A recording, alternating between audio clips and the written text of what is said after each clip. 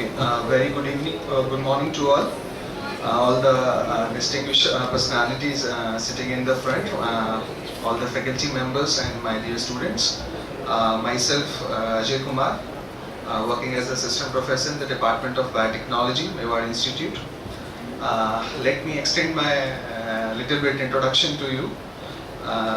With the gracings of the God, I have over 150 publications in the journals and magazines and souvenirs of repute, and I have 8 edited books to my credit, and few little more things. Let me tell you when I got another chance due to the shortage of time. Without making any delay, my presentation basically focus on what to write, how to write and where to write. हमें क्या लिखना है, कैसे लिखना है और किसके लिए लिखना है. अभी काफ़ी सारी बातें हुई, जो हमारे एडिटर हैं उन्होंने काफ़ी सारी प्रॉब्लम्स दे हैव डिस्कस्ड कि काफ़ी सारे लॉन्ग आर्टिकल्स आ जाते हैं, काफ़ी सारे पुराने आर्टिकल्स आ जाते हैं. तो this is like a solution for you कि एक्चुअली में प्रॉब्लम कहाँ आ रही है. तो this is the few tips and guidelines. I have divided my presentation into 2 part. One is what is the writing ethics, कि हम जब आर्टिकल लिखना स्टार्ट करते हैं तो हमें कहाँ से बिगिन करना है और कहाँ पे एंड करना है. And second part, I am introducing you about the technical today magazine. Actually में मैगजीन का ऑब्जेक्टिव क्या है और हम आप लोग स्टूडेंट से चाहते क्या हैं. ओके, तो without making any delay, I would like to start with the very first slide.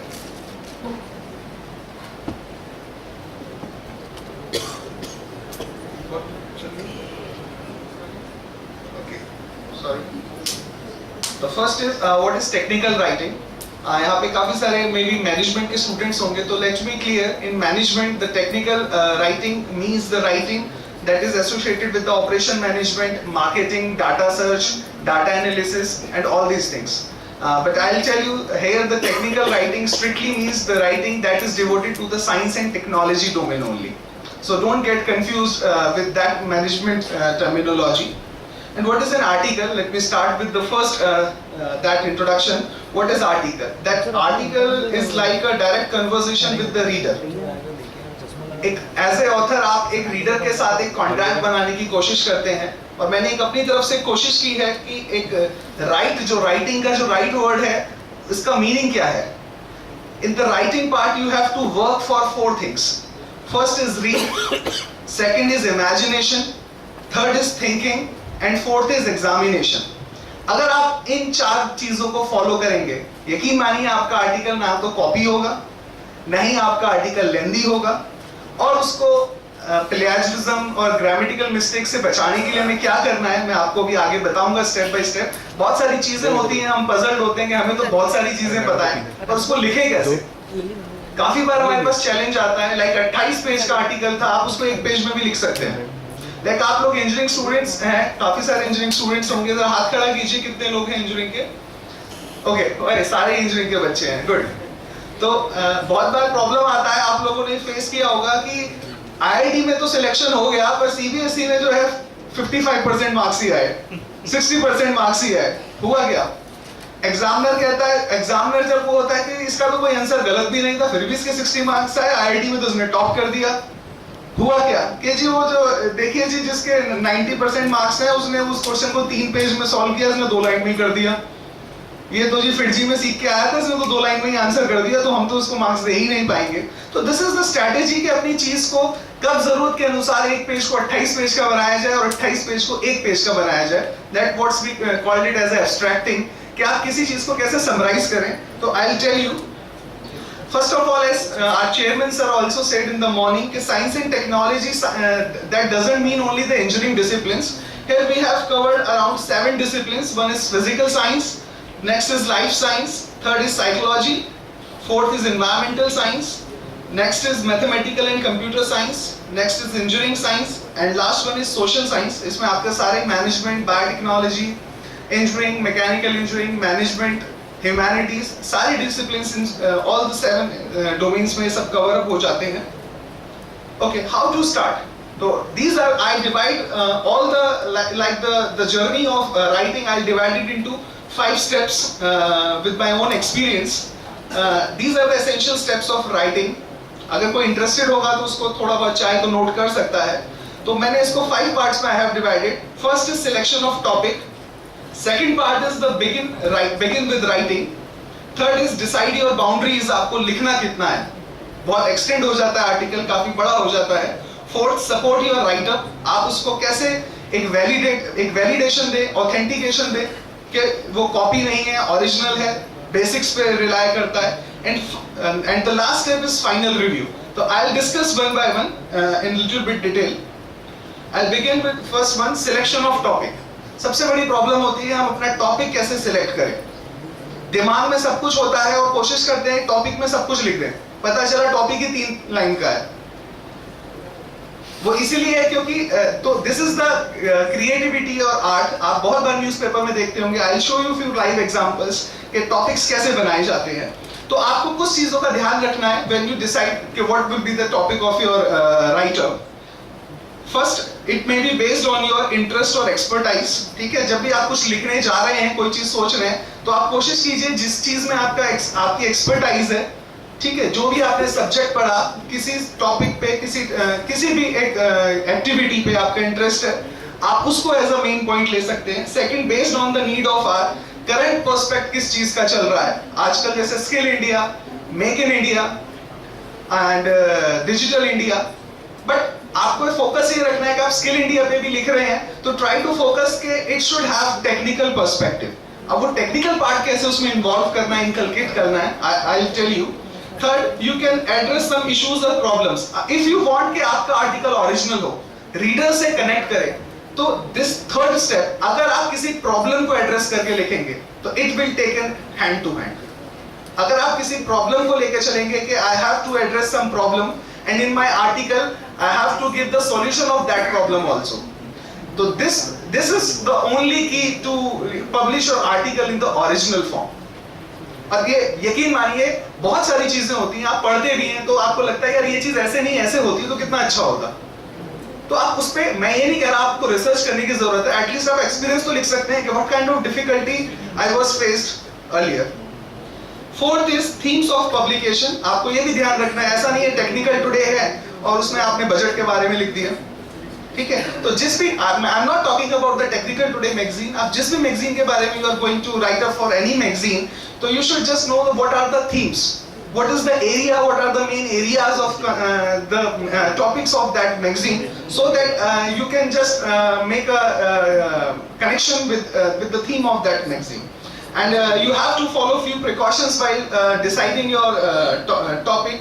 That topic must be narrow and outlined clearly. वैसे मैंने कहा 3 लाइन का नहीं होना चाहिए, 4 लाइन का नहीं होना चाहिए. It should be very straight. I'll give you a few examples after this slide. And keep distance from fabrication. जरूरी नहीं है कि किसी का आपके पास मेल आ गया, आपको इस मैगजीन के लिए आर्टिकल लिखना है तो आपको लिखना ही लिखना है, चाहे वो आपका एरिया हो या ना हो. तो please wait for the right opportunity. Don't worry. Lots of publication house are there in the line. Okay, this is the thing I'll tell you. सभी को पता है एक मूवी अभी आई है अलीगढ़ नाम की. ओके, तो उसको जो है अलीगढ़ में बैन कर दिया गया है. तो काफी बड़ी स्टोरी आई कि अलीगढ़ मूवी है, अलीगढ़ में उसको बैन कर दिया गया. तो आप काफी बार सोचेंगे, आप बहुत सारे दिमाग में सोचेंगे. तो एक न्यूज़पेपर से मैंने कटिंग लिया, उन्होंने कितना अच्छा इसको टाइटल दिया. सारे लगभग 1.5 पेज की स्टोरी उन्होंने दी. Only place you can't see Aligarh is Aligarh. See, तो it reflects your the expertise की भाई आपका कमांड है. आपने पूरी चीज एक छोटे से लाइन में कह दी. ठीक है, एक और मैं आपको बताना चाहूंगा. उसी के बाद आया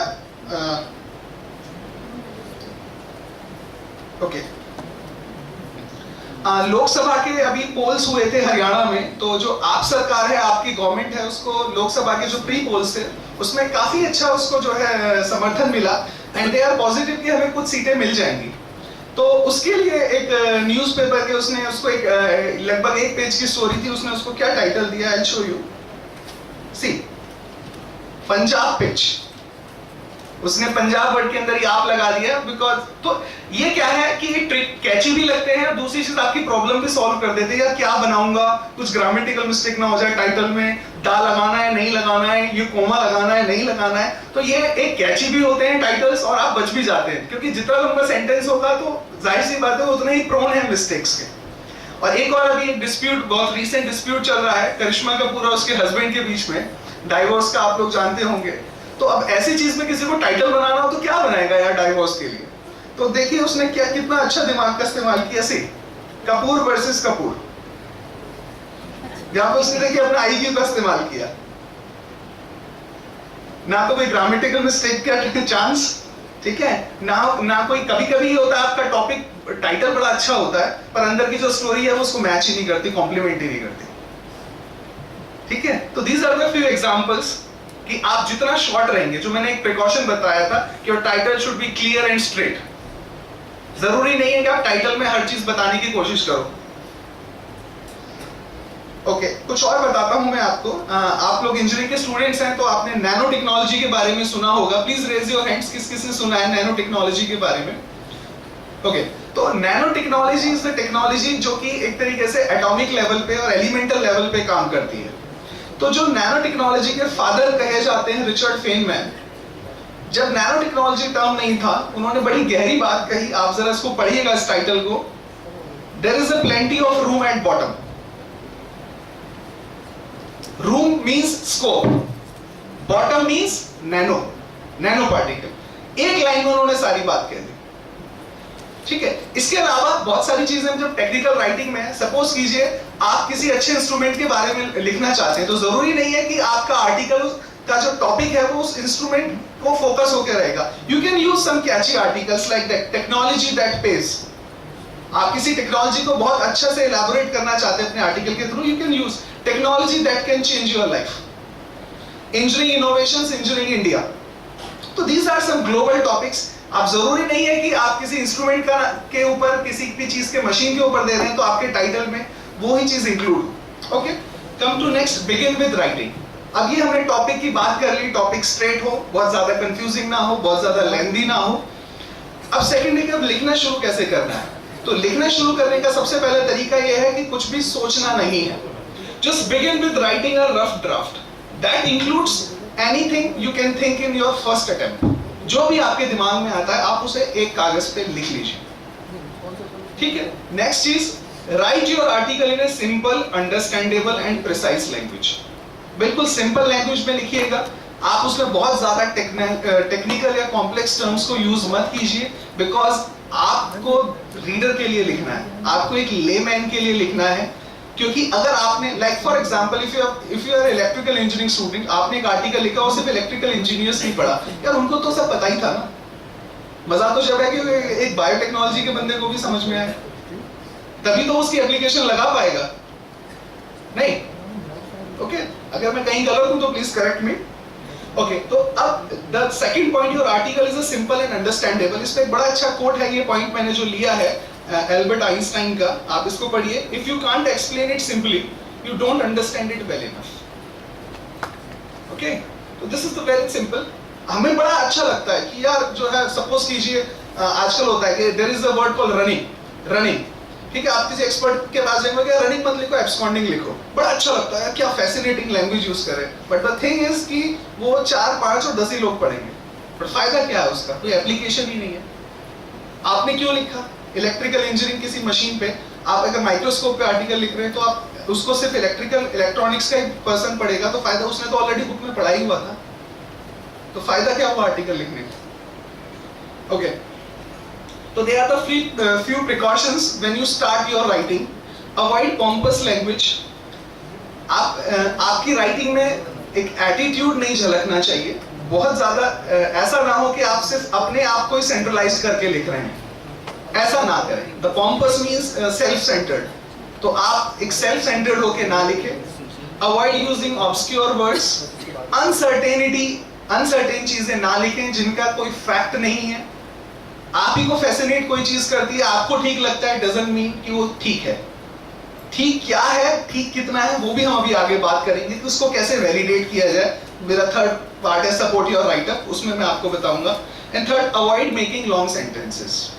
as our editor also told कि भाई 28 पेज के आर्टिकल हो जाते हैं, पर कहानी उसमें मजेदार जो होती है एक ही पेज की होती है, बाकी तो उनको जो है चित्र लगा के और चीजें लगा के भर दिया जाता है।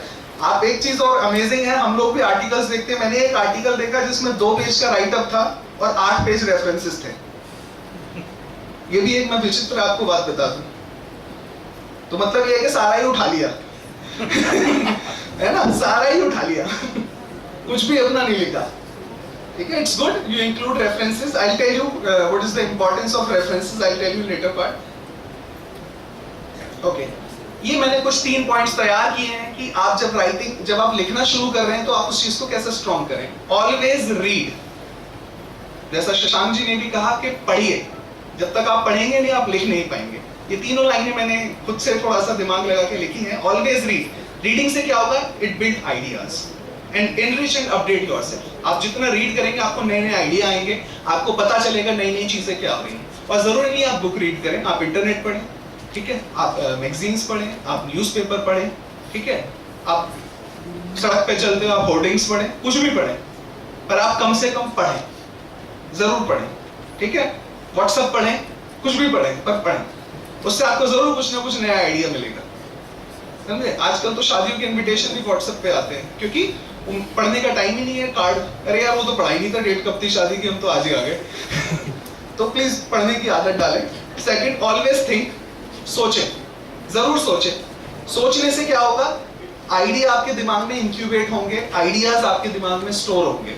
तो ऑलवेज थिंक, एंड जब आप सोचना शुरू करेंगे पढ़ने के बाद, this will be the first step to start writing. जिस दिन आपने पढ़ के 10 दिन बाद भी उस चीज को सोच लिया कि मैंने क्या पढ़ा था, आप यकीन मानिए अंदर से आपका अपने आप दिल कराएगा कि मैं 1 लाइन 2 लाइन लिख लूं एटलीस्ट, नहीं तो फोन में ही नोट्स में सेव कर लूं। कुछ अच्छा दुख बनी है मेरे दिमाग में उस चीज को लेके कि ऐसा हो सकता है। And third, always observe, because seeing is believing. जो आप देखते हैं उस पर बहुत भरोसा करते हैं, तो आप ऑब्जर्व कीजिए, चीजों को देखिए क्या हो रहा है, उसको ऐसे इग्नोर मत कीजिए, एटलीस्ट देखिए।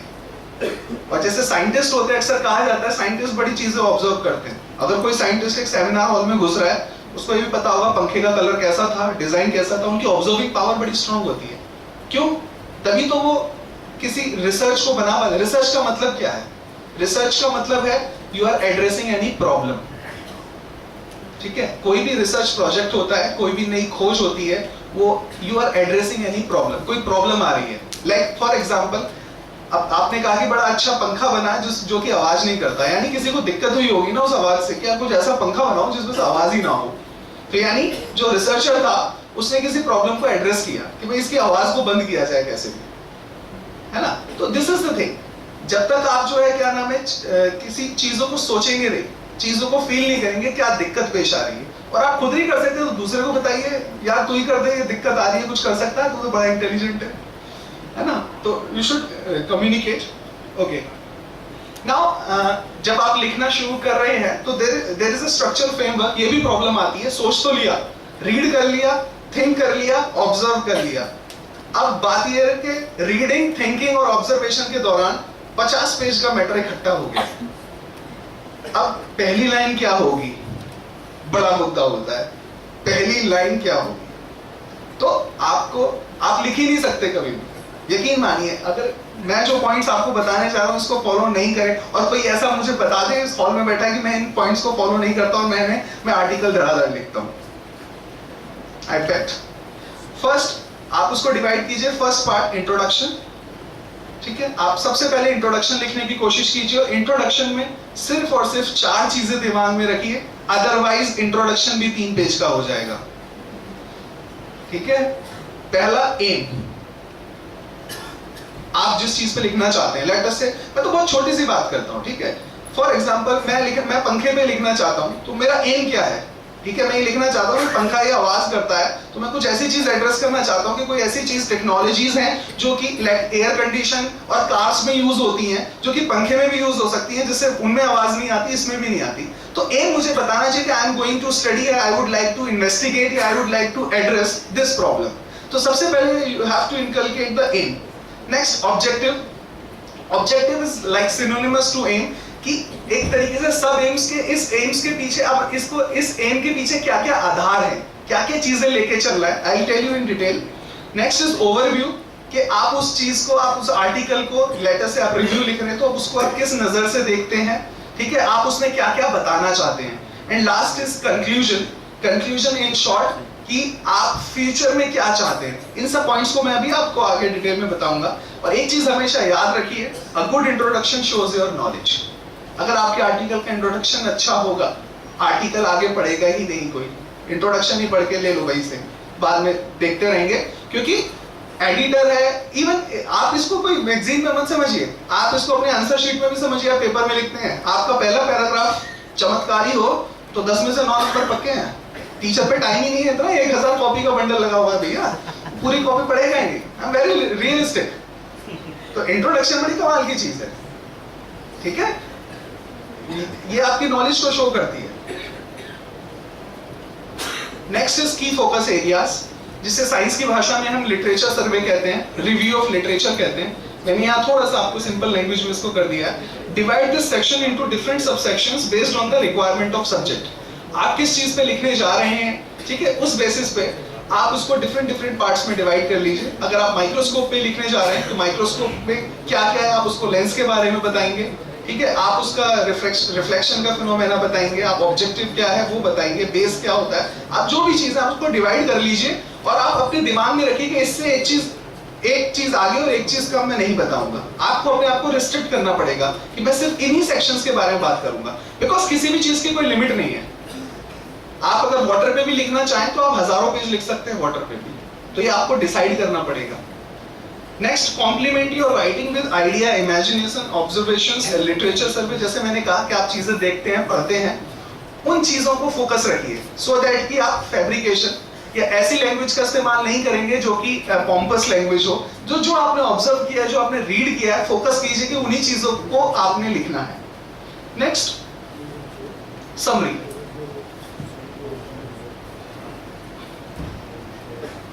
Okay, and I also tell you a good literature shows your research expertise. अगर आपका लिटरेचर बहुत अच्छा है तो इसका मतलब है कि आपने काफी मेहनत की है उसके बारे में चीजों को ढूंढने में. नो मैटर आपने वो बुक से ढूंढा है, आपने इंटरनेट से ढूंढा है, आपने कहीं से भी ढूंढा है. तो इट रियली शोज कि you have some research aptitude. Next is summary. That is very important part. Again because we have very restricted time, तो these are the only two sections which you can say decides the selection and rejection of your article. One is introduction and one is summary. If the editor or the examiner, मैं तो exam के paper का भी उसको simultaneously चीज लेके चल रहा हूँ, उसे लगता है कि इंट्रोडक्शन में थोड़ा बहुत गड़बड़ तो I just cross check it through the summary कि एक्चुअली में वो क्या कहना चाह रहा था. But try to just distinguish, don't mix introduction with summary.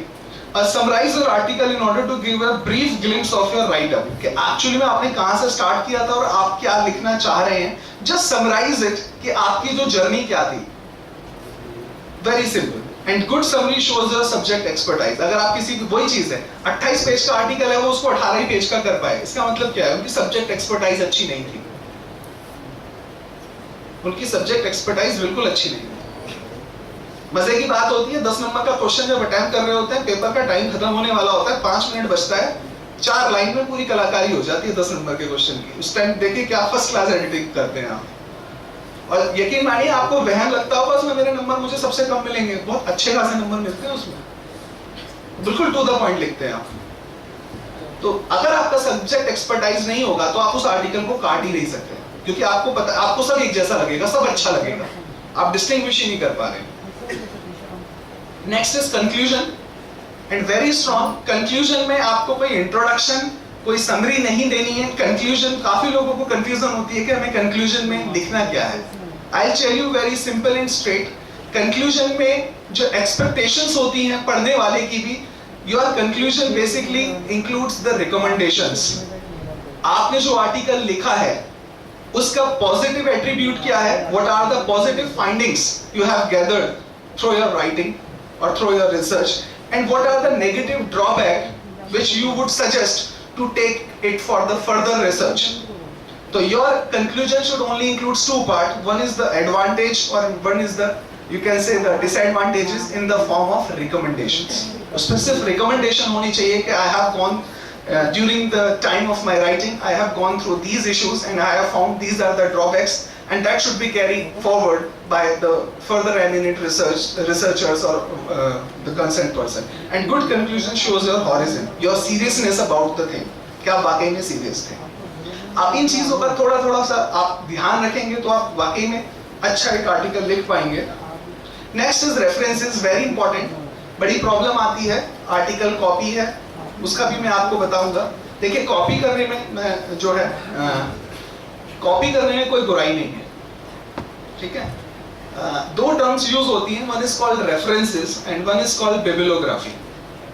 Have you heard about these two terms? Can anyone tell me the difference between these two? Can any from students? Anyone? What is the difference between references and bibliography?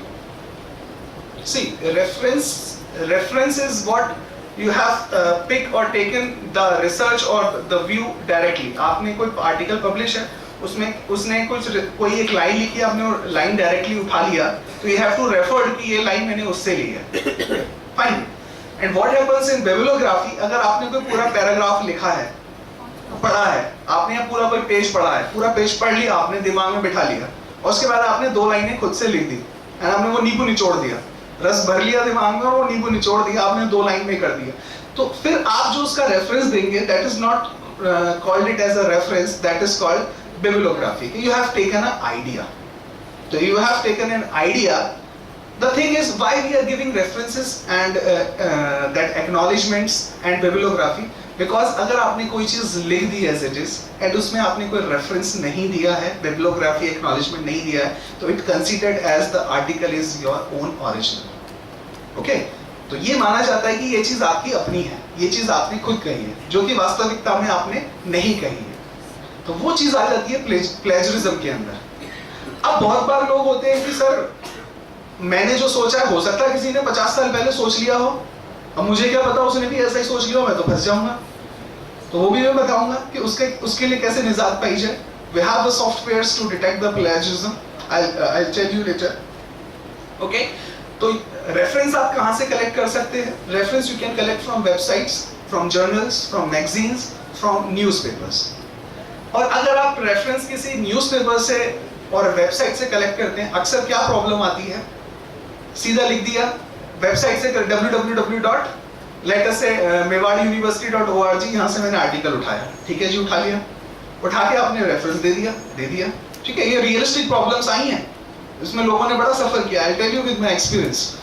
2 महीने बाद क्या हुआ जी, वो article publish हो गया. बंदे ने पढ़ा तो क्लेम कर दिया कि जी ये आर्टिकल तो है ही नहीं मेवाड़ की वेबसाइट पे, इसमें तो फ्रॉड है. क्यों 2 महीने बाद एलिमिनेट हो गई. जो आर्टिकल वहां लिखा था वो हटा दिया, जगह भर गई थी वेबसाइट पे, अब चीजें निकाल दी. अब वो बंदा फंस गया कि यार तुमने तो फॉल्स इंफॉर्मेशन दी, वो तो वेबसाइट पे है नहीं. तो प्लीज आप कभी भी वेबसाइट पे कोई भी डाटा उठाएं, डेट और टाइम जरूर मेंशन करें. ये 99% लोग ये गलती करते हैं. 99% वेबसाइट सीधे उठाई और सीधे चिपका दी, ठीक है. पर कोई गारंटी है कि आपके आर्टिकल को पब्लिश होने में 8 महीने लग गए? जरूरी है वो 8 महीने तक वो लाइन वहीं पे रहेगी, उस वेबसाइट पे वहीं पड़ी रहेगी? Not possible. तो फिर आप उसको रिट्रेस कैसे कराएंगे? तो please mention the time and date कि आपने, and that is called the retriever. हम इसमें लिखते हैं like the reference www this retrieved on this date and this time, ठीक है. इस चीज का आप थोड़ा सा ध्यान रखेंगे वेबसाइट के लिए. और न्यूज़पेपर में भी ध्यान रखिएगा, कम से कम डेट दे दीजिएगा. सीधा ऐसा नहीं है तड़वाक से लिख देते हैं टाइम्स ऑफ इंडिया, अब ढूंढते रहो कौन से टाइम्स ऑफ इंडिया में पब्लिश हुआ था. तो you have to mention the date and timings. Third is decide your boundaries. It will help you to limit the your article. कि आर्टिकल बहुत लंबा हो जाता है, तो how we make the article short. The first step is start searching literature to support your writing. अगर if you have a very strong literature, तो that means आपका confusion level उतना ही कम हो गया. अगर आपने बहुत अच्छे से literature search किया तो you are very much clear about the points you have decided earlier, जो मैंने आपको बताए थे कि आपको introduction लिखना है, आपने objectives लिखने हैं, और आपको उसको कुछ subsections में divide कर लेना. आप restrict हैं, तो अगर आपके पास अच्छा literature है तो आपका कंफ्यूजन का चांस कम से कम रहता है, and you will be very much straight and clear कि आपको लिखना क्या है. Next is think specific. बहुत ज्यादा कंफ्यूज ना हो ये ना सोचें कि यार ये माइक्रोस्कोप है, कंपाउंड के बारे में भी लिख दूं थोड़ा सा, एटॉमिक एब्जॉर्प्शन के बारे में भी लिख दूं थोड़ा सा, इसके बारे में तो लिख दूं थोड़ा सा, नहीं, थोड़ा सा उस चीज पे आपको अपने आप को कंट्रोल करना पड़ेगा। मन तो करता है कि हमारे आर्टिकल में सब कुछ हो, but you have to restrict yourself और take it as a opportunity कि नेक्स्ट टाइम मैं उस पे लिखूंगा, आई हैव इनफ मटेरियल, और नेक्स्ट टाइम उस पे लिखूंगा, थर्ड टाइम उसके नेक्स्ट पार्ट पे लिखूंगा, तो automatically it will convert it into your area of expertise. कि यार माइक्रोस्कोप लिखवाना है, उस बंदे से लिखवाओ, नैनो टेक्नोलॉजी लिखवाना है, उस पर्सन से लिखवाओ, एरोस्पेस लिखवाना है, उससे लिखवाओ। Okay, third, edit based on your preliminary objective, that's what I told you कि जो एडिटिंग करनी है, आपके क्या ऑब्जेक्टिव्स हैं, आपको कितना लिखना है, उतना ही डाटा रखें, बाकी आप निकाल दें, नेक्स्ट टाइम आपके काम आ जाएगा। जरूरी नहीं है कि you should inculcate all the things in the single material, it is not possible, otherwise it extend the length. Because all the time, I don't know how many of you students visit the websites of the national and international journals. They have a page limits. Like for example, if you are going to publish any research paper, they have a page limit of 8 to 10 pages, not more than that. After that, you have to pay page wise. You have to pay page wise. Okay, and in review paper, they also have a limit of around 20 or 25 pages, not more than that. So this is your creativity. Save paper, save time. And extend the probability of multiple publications. आपके पास अगर इतना सारा data है तो आप उसको 3 part में divide कीजिए, you'll get the 3 different publications. Okay, then re-edit based on the demand of readers base. ये भी ध्यान रखिए, जब लास्ट में आप उसको कुछ फाइनल शेप देना जा रहे हैं, मुझे इसमें कटिंग करनी है, तो ये ध्यान रखिए कि आपकी जो मैगजीन है जानी कहाँ है। लाइक अगर मैं टेक्निकल टुडे के लिए लिख रहा हूँ तो मेरे को बड़ा क्लियर है, जब क्योंकि मैगजीन में मिशन और विजन लिखा हुआ था कि ये स्टूडेंट्स के पास जानी है, तो मैं ऐसी लैंग्वेज का इस्तेमाल नहीं करूंगा जो कि सिर्फ साइंटिस्टों को ही समझ में आए। मैं बिल्कुल सिंपल और क्लियर लिखूंगा, ये बड़ा इंपॉर्टेंट है, अदरवाइज आप कनेक्शन ही नहीं बना पाएंगे। 2 लाइन बच्चे पढ़ेंगे, अरे यार ये क्या लिखा हुआ है बवाल से, हमें तो समझ में ही नहीं आ रहा, बंद करो इसे, ठीक है। साइंटिस्ट कहेंगे अरे क्या गजब रिसर्च लिखी है डॉक्टर साहब, आपने तो बड़ा सिनेरियो ही चेंज कर दिया, क्या बढ़िया रिसर्च लिखी है, पर वो सिर्फ 10 लोग होंगे, उससे रिवॉल्यूशन नहीं आने का है। द थिंग इज, आप कुछ लिख रहे हैं तो क्यों लिख रहे हैं, कम से ज्यादा लोग पढ़ें, ज्यादा से ज्यादा लोग पढ़ें। ऐसा ना हो कि आप जिस डोमेन को बिलोंग करते हैं वो आर्टिकल वहीं तक रह जाए। Next, okay, there are few precautions, please go for extensive literature. आप डाटा को सर्च कीजिए, चाहे वो न्यूज़पेपर हो, चाहे वो वेबसाइट हो। फोकस ऑन कंटेंट, एक बड़ा अच्छा फार्स है, your article should be communicative instead of impressive. आप आर्टिकल लिखे, आप ये मत सोचें कि मुझे लोगों को इंप्रेस करना है, बड़ी बड़ी रिसर्च लिख दी मैंने, बड़ी बड़ी टर्मिनोलॉजीज यूज कर दी, ठीक है, उससे कुछ नहीं होगा। It should be communicative. 50 लोग पढ़ें वो ज्यादा अच्छी बात है, बहुत ज्यादा इंप्रेसिव होने से एक आदमी पढ़े, तो it should be communicative. Okay, now here I am talking about the plagiarism के भाई हमारा आइडिया किसी के आइडिया से कोइंसाइड भी कर सकता है। अब हमको कैसे पता चलेगा हमें उसे रेफर करना है नहीं करना है? तो ये कुछ सॉफ्टवेयर्स हैं जो कि वेबसाइट पे आपको डाउनलोड करने की भी जरूरत नहीं है। You need not to download it, ये ऑनलाइन अवेलेबल है, कॉपी कीजिए और सीधा अपने मैटर को उसमें पेस्ट कर दीजिए। प्लेटसेन, plate tracker, solid SEO tools, Dupli Checker, Turnitin, Unplag, Copyscape, dustball, these are the softwares which are freely available. And same grammar का भी प्रॉब्लम आ रही थी, चेयरमैन सर ने कहा ग्रामर तो ठीक कर देंगे टेक्निकल टुडे वाले, बस भेज दो। उसका भी टेंशन का निजाद है। ये नीचे सॉफ्टवेयर दिए हुए हैं, कॉपी करके अपना सेंटेंस पेस्ट कर दीजिए, 80% ग्रामर ही अपने आप आपको रिमूव कर देगा जो भी मिस्टेक्स होंगी, ठीक है। तो हमारी भी प्रॉब्लम सॉल्व हो जाएगी। और ये वाकई में बहुत लोग होते हैं, आई नो कि वो बहुत अच्छा सोच सकते हैं, पर दिक्कत ये है कि हमारे पास जो कम्युनिकेशन लैंग्वेज है आज के टाइम में वो इंग्लिश है, और बहुत अच्छा सोचने के बाद भी बेचारे नहीं लिख पाते। तो लिखो, टूटी फूटी इंग्लिश लिखो, वो अपने आप से बच जाएगी। ये सॉफ्टवेयर है, कॉपी करके पेस्ट कर दो, 80% आपकी चीज को करेक्ट कर देगा। 80% कॉमा, एंड, और एक यकीन मानिए जब आप ये काम 10 बार करेंगे आपको खुद रट जाएगा। हम इंडियंस रटने में बड़े माहिर हैं, अपने आप याद हो जाएगा कि यहाँ कोमा नहीं लगता है, यहाँ फुल स्टॉप नहीं लगती है, कैपिटल नहीं होता है, स्मॉल नहीं होता। 10-12 बार की टेंशन है, उसके बाद आप अपने एक्सपर्ट हो जाएंगे। तो दिस इज वेरी इंपॉर्टेंट। अगर आप इन टूल्स का यूज करें टेक्नोलॉजी के जमाने में, यकीन मानिए ना तो आर्टिकल कॉपी होगा और ना ही ग्रामेटिकल प्रॉब्लम होगी। ओके, टाइम थोड़ा शॉर्ट है तो I just run quickly. Support your writer. अब बात ये है कि वैलिडेट कैसे करें। पढ़ने के बाद यार इसे तो ऐसे फेंक दिया होगा, जरूरी है कि जो है क्या नाम है, लाइक मोबाइल 250 रुपए का ही मिलेगा, पागल बना रहे हैं तो फ्रीडम 250 में वाले, बिकॉज उसके पास क्या था, प्रॉब्लम ये थी the media and all the other companies, they are asking about कि how you do it. तो अब वो बताने को तैयार नहीं, हम कैसे करेंगे? उसके पास कोई डाटा ही नहीं था, कोई वैलिडेशन का, वो बताने को तैयार नहीं। मे बी उसकी स्ट्रेटेजी होगी कि कहीं और लोग उसको यूटिलाइज ना कर लें। तो how you support your right up? तो यूज द स्टैटिस्टिकल डाटा। अगर ना स्टैटिस्टिकल डाटा मिलता है, आप उसका यूज कीजिए, वो वाकई में इम्पैक्ट लाता है, ओरिजिनलिटी आपके कंटेंट में लाता है। यूज कोट्स, जैसे मैंने भी अपने आर्टिकल में कुछ कोट्स यूज किए हैं प्रेजेंटेशन में। केस स्टडीज, कुछ लाइव स्टडीज हुई हैं, आप उनका यूज कर सकते हैं in order to validate. And interviews and other supporting materials, जो एमिनेंट पर्सनालिटीज हैं उनको इंटरव्यू कर सकते हैं। And there are few precautions like rely on referred sources. ठीक है, ऐसा ना हो कि जो है एक बार जरूर चेक कर लें कि आप जो भी अगर वेबसाइट से उठा रहे हैं, कहीं भी उठा रहे हैं, कि वो प्रॉपर है या नहीं है। कभी कभी क्या होता है, I tell you very important thing, कि आपने कोई पेपर पढ़ा और कोई लाइन है उसको रेफरेंस दिया हुआ है। ठीक है, लेटर से कोई सतीश कुमार का पेपर है, उसमें एक लाइन लिखी हुई है जो कि अर्जुन कुमार ने लिखी है। आपने उसको कॉपी कर लिया और आपने कह दिया जी अर्जुन कुमार की लाइन थी, सतीश कुमार से ली है। कभी कभी क्या होता है, जो सतीश कुमार ने अर्जुन कुमार की लाइन ली तो अर्जुन कुमार की थी नहीं। तो आप सतीश कुमार पर भरोसा कैसे कर सकते हैं? आप उसको चेक कीजिए कि जो सतीश कुमार ने लिखा है वो लाइन अर्जुन कुमार की है या नहीं है। ओके, प्लीज इस चीज का जरूर ध्यान रखिए, बहुत बहुत गड़बड़ होती है ना। तो खुद तो मरे ही मरा, आपको भी लेके मर गए। ओके, फाइनल रिव्यू करना बड़ा जरूरी है। आपने लिख लिया, क्यों? There is a quote by Stephen King, write with the door closed, rewrite with the door open. Okay, तो जो भी चीजें हैं आप उसको थोड़ा सा एक बार सोचिए। पूरा जब आपने लिख लिया है, you have a command on the entire subject, कि मुझे कोई चीज ऐसी तो नहीं है जो एक्सेसिव है, जो आर्टिकल के टाइटल को मीट नहीं कर रही है, and any other thing. Okay, and finally I just want to tell you with this section, like read, revise and conclude. These are the very important things.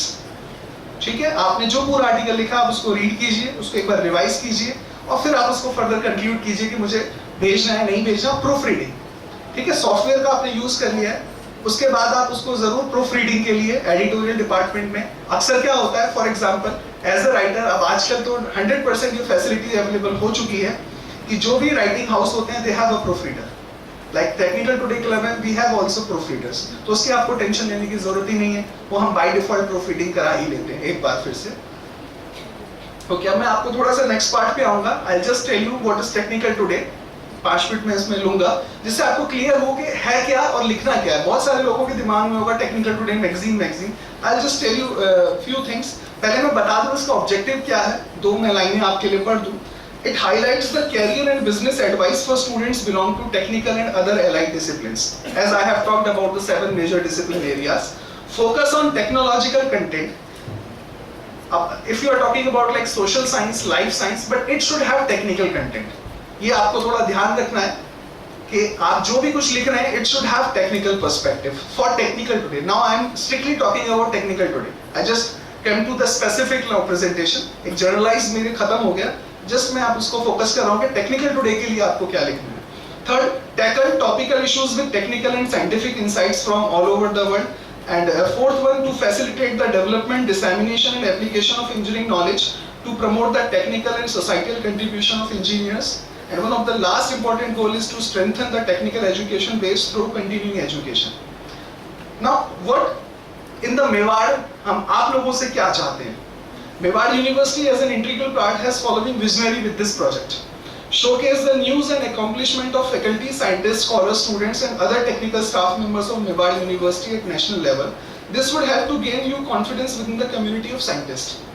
क्योंकि देखिए, the thing is, I just want to add, because you are mostly the students, but faculty members जानते होंगे, if you are going to publish a paper in a very good journal, you have to pay minimum 4,000 to 6,000 rupees. That is the average cost. I am talking about the Indian journal.